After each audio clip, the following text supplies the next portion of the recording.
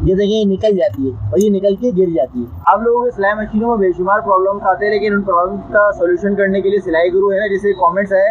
अस्सलाम वालेकुम भाई, मेरी सिलाई मशीन से जब सिलाई करती हूँ थोड़ा सा चलती है और उसकी डिब्बी उतर जाती है, उसका क्या इशू है?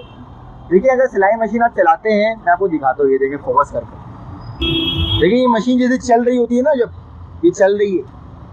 चलते चलते जो है ये इसकी शटल घूम जाती है, ये देखिए शटल घूम जाती है और अक्सर ऐसा होता है ये निकल कर लूजिंग की वजह से निकल कर गिर जाती है। अगर आपकी मशीनों में इस तरह के फॉल्ट है, मशीन की शटल बार बार निकल कर गिर जाती है, ये 3 जगहों से फॉल्ट आता है। स्टेप 1, आपने क्या करना है, आपकी मशीन का जो शटल होता है ये इधर देखना है आपने कहीं धागा तो नहीं है। पहला स्टेप आपने ये चेक करना है कि इसमें धागा तो नहीं है।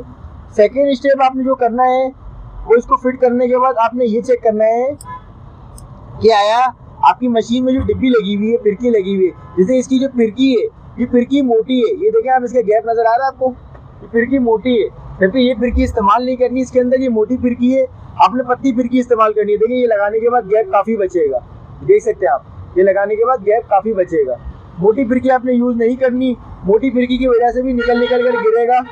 मोटी फिरकी आपने किसी सूरत इस्तेमाल नहीं करनी। थर्ड स्टेप जो आपने देखना है वो ये कि अगर ये 2 काम करने के बाद भी अगर शटल आके गिर रही है, नीचे निकल के गिर रही है, तो आपने इसकी जो बॉबिन केस है ये खराब हो गया, आपने ये चेंज कर देनी है और आपका मसला जो है इंशाल्लाह हल हो जाएगा अल्लाह के हुक्म से।